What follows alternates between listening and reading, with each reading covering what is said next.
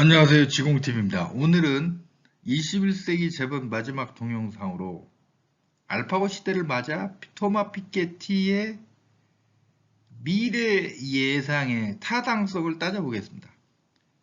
산업혁명 크게 1차, 2차, 3차, 4차로 나뉩니다. 1차는 1770년대 전기기관 발명, 2차는 1880년대 내연기관 발명, 3차는 1950년대 트랜지스터 및 전자전기 분야 기술의 발달, 4차는 2000년대 이후 컴퓨터 기술의 발달, 특히 인공지능과 로봇 기술의 발전입니다. 피케티는 앞으로 전세계 경제 성장률이 1%를 넘기 힘들 것으로 예상합니다. 이런 상황에서 불평등을 극복할 최고 방법이 누진세와 글로벌 자본세로 자본 수익률을 떨어뜨리는 겁니다. 이건 앞에 동영상에서 충분히 말씀드렸습니다. 또 하나 피케티가 강조하는 건 교육과 기술에 대한 투자입니다. 스칸디나비아 국가들의 임금 불평등이 다른 지역보다 심하지 않은 건 교육제도가 비교적 평등하고 포용적이라는 사실이 큰 목을 했다. 임금을 인상하고 궁극적으로 임금 불평등을 줄이는 가장 좋은 방법은 교육과 기술에 투자하는 것이다. 장기적으로 보면 최저임금과 임금제도가 임금을 5배나 10배 높이지는 못한다. 그러한 수준의 진전을 이루기 위해서는 교육과 기술의 역할이 결정적이다. 피케티는 1980년대 이후 미국과 영국에서 임금 격차가 크게 벌어진 주요한 이유로 두 나라에서 학비의 폭등을 들기도 합니다. 미국과 영국 대학 학비 엄청 비싸죠? 서유럽 국가들 학비가 저렴하고 특히 북유럽은 학비가 공짜로 다름없습니다.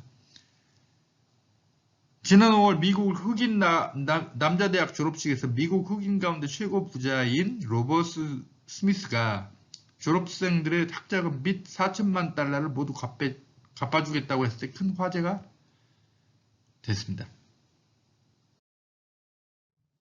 한데 4차 산업혁명 시대를 맞아 과연 피케티의 주장이 타당할까?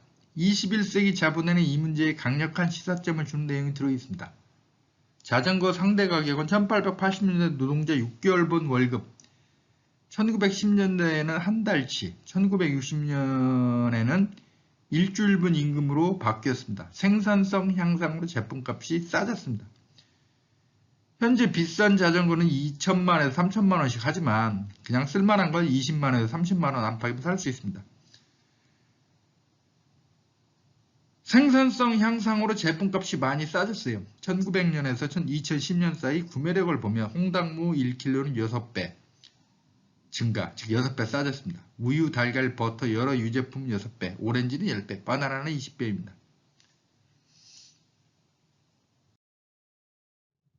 한데 육류는 같은 기간 구매력이 4배 상승. 낮죠? 웃긴 게 이발유는 100년 전에도 노동자 임금 1시간 가격이었는데 지금도 마찬가지라는 겁니다. 즉 제조업 분야의 생산성 증가는 빠르고 컴퓨터 가격 떨어지는 거 보세요. 그 다음이 농업이고 서비스업의 생산성 증가는 가장 느립니다. 서비스업은 의료, 교육, 호텔, 카페, 식당 등 도소매업, 문화 및 레저 활동, 컨설팅, 회계, 부동산 및 금융 서비스 등입니다. 주식의 경우 프로그램 매매를 대거 사용하지만 아직도 핵심 결정은 사람이 합니다. 그 다음이 일반 행정, 경찰, 군대, 사법 등도 모두 서비스업에 해당합니다. 전체 고용의 70 내지 80%를 차지합니다. 1810년대 영국에서 러다이트 운동이 일어났습니다. 기계가 도입되면서 일자리를 잃은 숙련공들이 기계를 파괴했습니다. 강력하게 탄압하고 실패하고 말았습니다. 자본주의는 필연적으로 기계와 자동화를 수반합니다. 주류 학설은 기계와 자동화로 생산성이 향상되고 따라서 연관 산업이 발달하면서 일자리가 다 늘어난다 이겁니다. 지금까지는 이 학설이 맞는 듯 보입니다. 한데 문제는 과연 미래도 그럴까? 이겁니다. 또 하나 기계와 자동화로 창출되는 연관 산업이 상당수가 서비스업입니다. 한데 서비스업 일자리가 되게 안 좋은 경우가 많아요. 감정 노동자가 대표적이죠.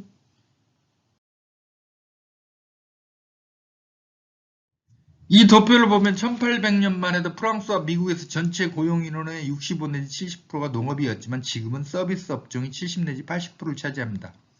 제조업 비중은 20% 수준입니다.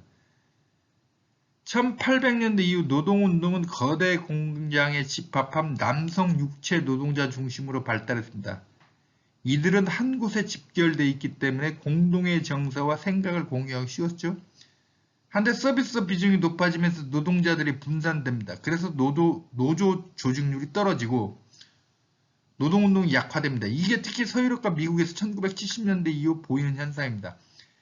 강력한 노조와 노동운동은 임금을 인상시킬 수 있습니다. 한데 이게 약화되니까 고소득 임금자와 보통 노동자의 임금 격차가 커진 면도 있습니다.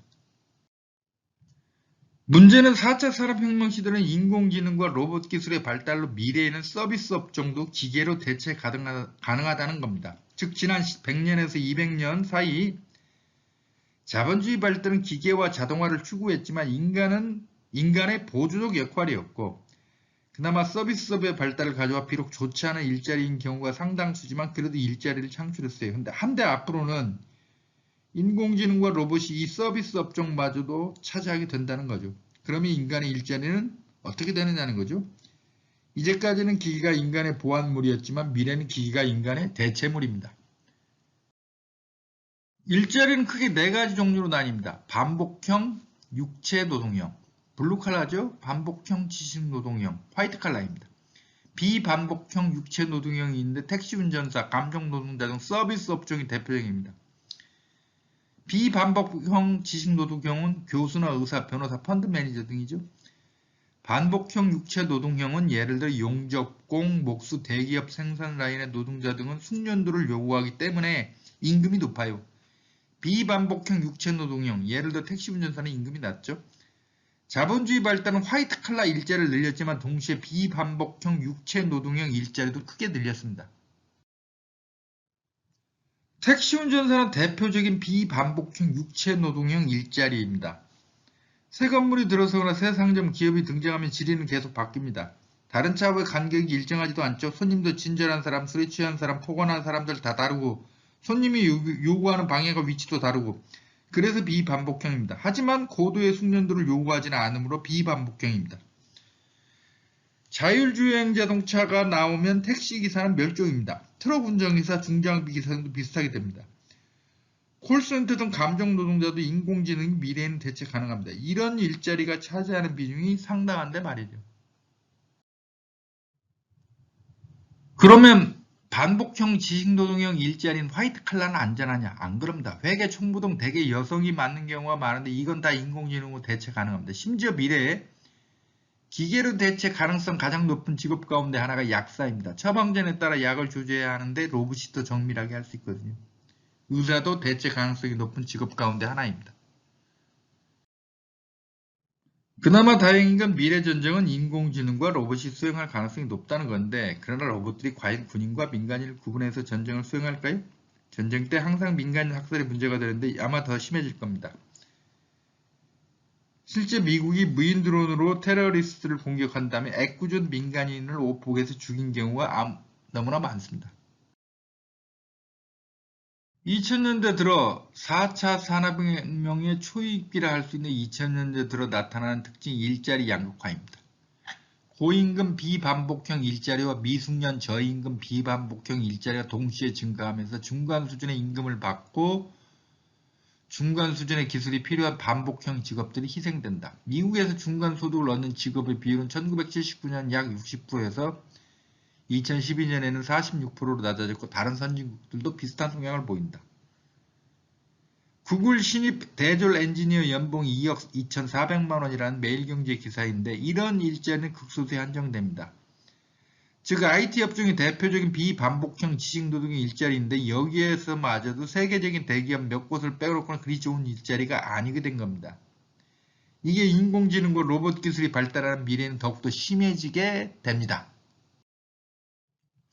굿잡과 배드잡 사이에 넘기 힘든 간극이 이미 생겨나고 있는데 미래에는 더욱 심해지는 거죠. 예를 들어 IT 쪽 업무 상당수가 코딩인데 이거 인공지능과 로봇이 훨씬 더 잘하게 될 겁니다. 그럼 핵심은 기획 전략 쪽일 텐데 이런 기획과 전략 일자리는 극소수면 돼요. 나머지는 로봇과 인공지능에 맡기면 되니까.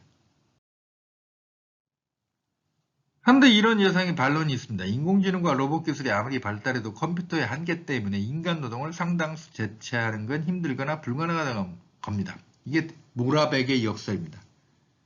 모라백의 역설이란 컴퓨터에게 쉬운 게 인간에게는 어렵고 인간에게 쉬운 게 컴퓨터에게는 어렵다. 이 내용입니다. 여러 자릿수 계산 인간이 쉽게 못합니다. 그러나 컴퓨터는 순식간에 하죠. 거꾸로 사람 얼굴 인식 같은 거 컴퓨터는 아주 힘들어합니다. 인간은 쉽게 하죠. 한데 모라백의 역설에는 착오가 있었습니다. 우리는 쉽게 계단을 오릅니다. 그러나 요즘 기술이 발달했다고 해도 여전히 계단을 기계는 쉽게 오르지 못합니다. 그나마 이는 최근의 일이고 불과 10년 전만 해도 기계가 계단 오르는 건 거의 불가능했습니다.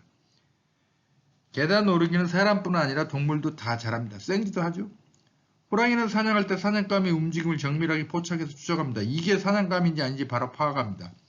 인간의 얼굴 인식 능력, 사물 인식 능력도 마찬가지입니다. 이건 거의 본능적으로 가능합니다. 사물 인식과 운동에는 고도의 계산 능력, 방대한 데이터 처리가 필요하지만 수백만, 수천만 년의 진화의 결과로 본능적으로 간단하게 계산 처리가 가능한 겁니다. 제2의 기계의 시대라는 책은 이렇게 말합니다. 인공지능과 로봇공학 연구자들은 기존에 가정했던 것과 정반대로 고등한 추론에는 연산 능력이 거의 필요 없는 반면 낮은 수준의 감각 운동기는 엄청난 연산 자원을 필요로 한다는 것을 깨달았다. 즉 종교, 신, 이상, 천국, 이념 등 추상적 사고는 오직 인간만이 가진 고도의 능력이라고 우리는 생각하고 했지만 거꾸로 했던 겁니다. 간단한 감각 운동 능력이야말로 진짜 고도의 능력이었던 거죠. 로봇이 계단 잘 모르고 못 오르고 컴퓨터가 사람 얼굴 쉽게 구분 못했던 건 고도의 계산 능력과 데이터 처리가 필요했는데 아직 기술 수준 미달로 그걸 잘 못했던 겁니다.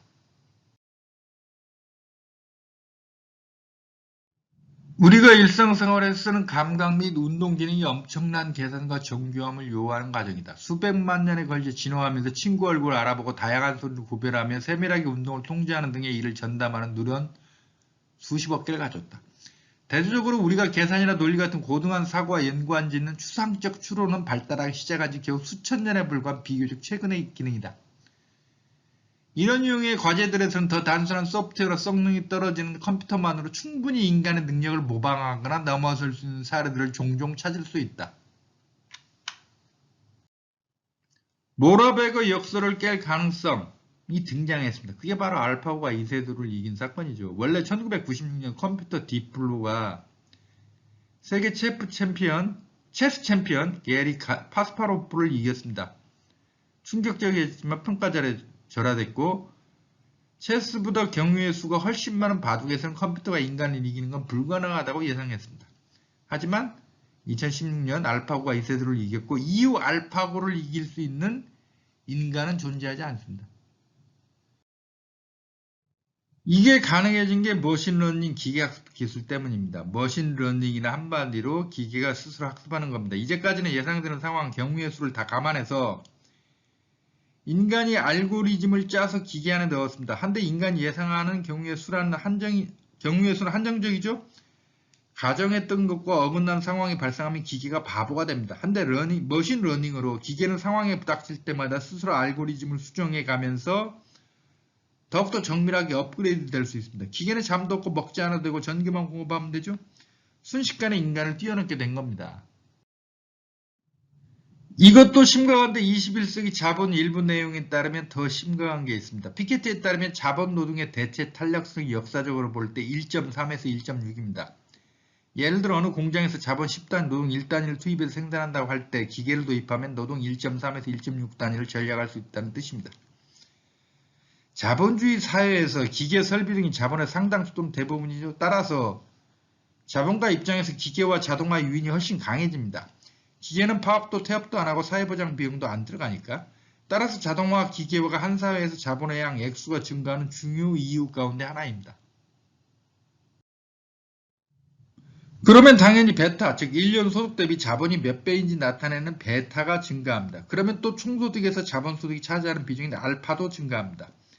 도표를 보면 부유한 국가들에서 1970년보다 2010년도에 국민소득에서 자본소득이 차지하는 비중이 17 내지 22%에서 25 내지 32%로 크게 늘었습니다. 즉 21세기 자본에 따르면 1980년대 이후 불평등의 증가는 여러 요인이 있지만 중요한 게 자본의 액수, 총액이 커진 탓이고 이는 기계와 자동화를 추구한 탓도 있다는 겁니다. 한데 이는 자본가 입장에서 볼 때 노동에 대한 자본의 대체 탄력성이 일보다 크기 때문에 어쩔 수 없는 거죠. 안 그러면 다른 자본과의 경쟁에서 뒤처지니까. 여기서 좀 더 깊게 들어가면 마르크스는 자본은 직접 집중될수록 즉 거대해질수록 이윤율이 떨어지는 경향이 있다고 주장했습니다. 이게 프롤레타리아 혁명과 별도로 자본주의가 필연적으로 멸망하게 된다는 근거 가운데 하나입니다. 주류 경제학에서 자본의 집중은 이윤율을 떨어뜨리는 경향이 있다는 건 인정합니다. 왜냐하면 한계 생산성이 감소하기 때문이죠. 한데 피케티에 따르면 자본 수익률은 역사적으로 항상 5% 안팎이었어요. 자본 규모는 커지는데 수익률이 일정하다면 비법은 딱 한 가지밖에 없어요. 기계와 자동화로 인한 자본의 집적과 집중이 노동 비용을 절약해서 총 비용을 줄이기 때문인 거죠. 지금 아무도 수동 타작이 안 씁니다. 워드 프로세서 사용하지. 마찬가지로 자동화 기계화는 역사의 필연입니다. 한데 이는 자본의 거대화를 가져오게 되는데 대체 탄력성이 일보다 크므로 일자리를 줄입니다. 자본주의는 생산된 상품이 반드시 시장에서 팔려야 합니다. 한데 로봇과 인공지능이 생산을 거의 담당하게 된다면 인간의 일자리가 없어 임금을 못 받죠. 결국 국가에서 기본소득을 제공해서 상품을 사게 만들어야 합니다. 기본소득제는 그냥 복지 차원, 휴머니즘 차원에서 나온 게 아닙니다.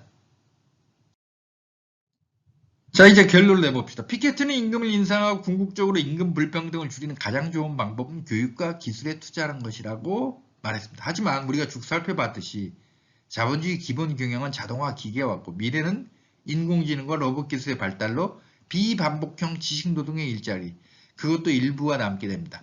약사와 의사마저 기계로 대체될 가능성이 있으니까. 이런 상황에서 교육에 투자한다고 근본 문제가 해결될 것인가? 이런 의문이 나오는 거죠. 피케트는 누진스와 글로벌 자본세 기술과 교육에 대한 투자가 자본주의 불평등을 해소는지 완화할 수 있는 방법이라고 주장하지만 과연 실현 가능성이 있는지 의문이 들 수밖에 없습니다.